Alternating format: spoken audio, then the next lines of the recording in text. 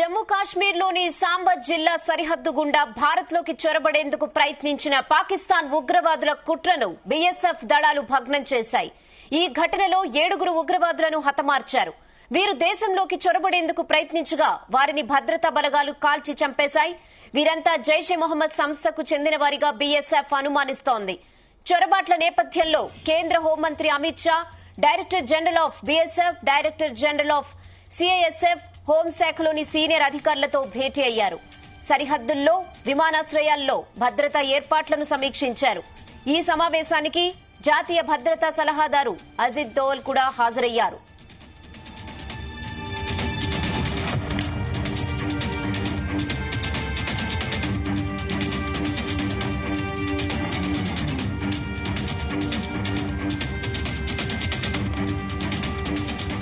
ఇదే విషయంపై మరిన్ని అప్డేట్స్ మా ప్రతినిధి రామచంద్ర అందిస్తారు. రామచంద్ర. Thank you Rehana. జమ్మూ కాశ్మీర్ లోని సాంబా జిల్లాలో సరిహద్దు దాటి చొరబడేందుకు పాక్ ఉగ్రవాదులు చేసిన ప్రయత్నాలను బీఎస్ఎఫ్ తిప్పికొట్టింది. ఇరు దేశాల మధ్య తీవ్ర ఉద్రిక్తతలు చోటు చేసుకుంటున్న నేపథ్యంలో ఈ పరిణామాలు జరగడం గమనించాల్సినటువంటి విషయం. మే 8వ తారీఖు అయినటువంటి నిన్న రాత్రి 11 గంటల సమయంలో సాంబా జిల్లాలోని అంతర్జాతీయ సరిహద్దుల వద్ద ఈ పరిణామాలు చోటు చేసుకున్నట్లు బీఎస్ఎఫ్ ఎక్స్ పోస్ట్ లో అయితే వెల్లడించింది. కనీసం 7 ఉగ్రవాదులు మృతి చెందినట్లు బీఎస్ఎఫ్ వర్గాలు వెల్లడించాయి. దీంతో పాటు పాక్ కు చెందినటువంటి ధన్బార్ లోని పోస్టును మన దళాలు ధ్వంసం చేశాయి. మరోవైపు పాకిస్తాన్ నేడు కూడా నియంత్రణ రేఖకు అవతలి వైపు నుంచి కూడా భారీ స్థాయిలో షెల్లింగ్ కొనసాగిస్తూనే ఉంది. ముఖ్యంగా ఉరి అలాగే జమ్మూ కాశ్మీర్ తీవ్రత ఎక్కువగా ఉంది. ఈ విషయాన్ని ఏదైతే పీటీఐ ఆంగ్ల వార్తా సంస్థ పీటీఐ కూడా ధృవీకరిస్తూ వెల్లడించింది. చాలా మంది ప్రజలు ఇప్పటికే ఈ ప్రాంతాల్లో ఇల్లు ఖాళీ చేసి వెళ్తున్నట్లుగా మనకు అక్కడ సమాచారం అందుతోంది. పాక్ సరిహద్దు పంచుకుంటున్నటువంటి రాష్ట్రాల్లో కూడా ప్రభుత్వాలు అప్రమత్తంగా ఉన్నాయి. అలాగే రాజస్థాన్ లో ఏదైతే 1037 కిలోమీటర్ల మేరకు ఉన్నటువంటి పాక్ సరిహద్దును సీల్ చేశారు. ఎవరైనా సరిహద్దుల వద్ద అనుమానాస్పదంగా కనిపించినా అక్కడ తిరిగినా కూడా కాల్చివేసేలాగా కూడా ఉత్తర్వులు జారీ చేశారు. ఇక భారత వాయుసేన కూడా అప్రమత్తంగా ఉంది. ఇక పంజాబ్ లో ప్రభుత్వం కీలక చర్యలు తీసుకుంటోంది. సరిహద్దుల్లోని 6 జిల్లాల్లో పాఠశాలను మూసివేసింది. వీటిలో ఫిరోజ్పూర్, పఠాన్కోట్, ఫజ్లికా, అమృత్సర్, గురుదాస్పూర్, తార్నతరన్ స్కూళ్లను కూడా మూసివేసినటువంటి ఘటనలు అయితే చోటు చేసుకున్నాయి. ఆపరేషన్ సింధూర్ తో భారత్ పాక్ మధ్య తీవ్ర ఉద్రిక్తతలు కొనసాగుతున్నాయి. పాక్ రెచ్చగొట్టే చర్యలకు ధీటుగా బదులిచ్చేందుకు కేంద్రం అత్యంత అప్రమత్తంగా వ్యవహరిస్తోంది.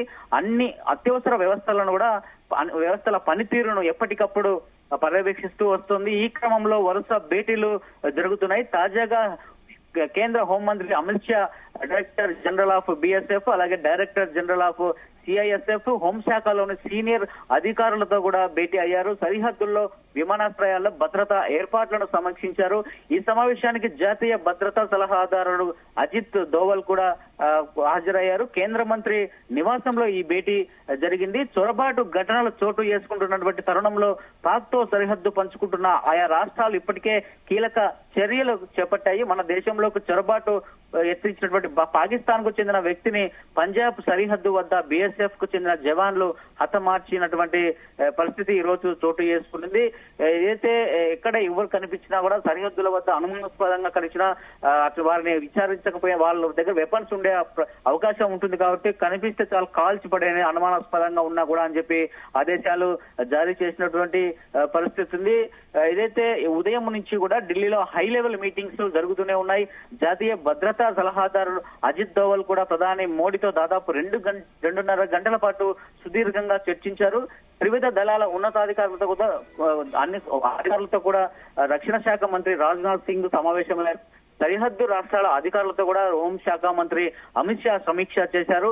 భారతదేశ సరిహద్దుల్లో ఉద్రిక్తతలు నెలకొన్న నేపథ్యంలో కేంద్ర ప్రభుత్వం మరో కీలక నిర్ణయం తీసుకునింది.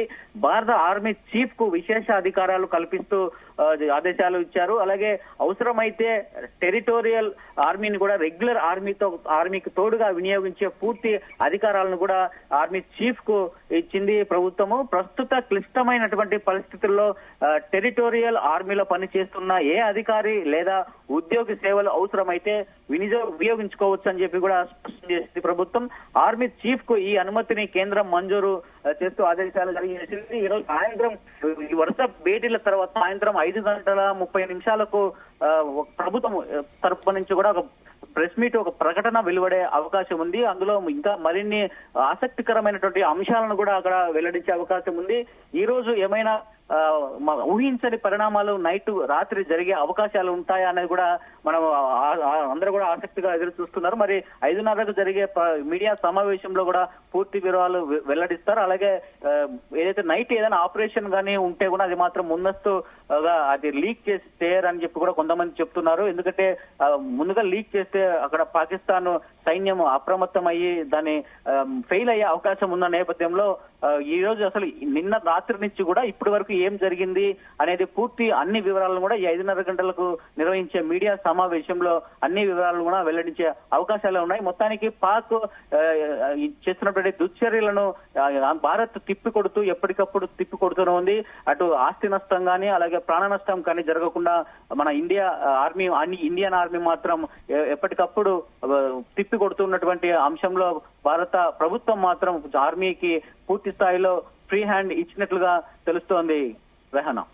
Okay Ramachandram, thanks for the updates.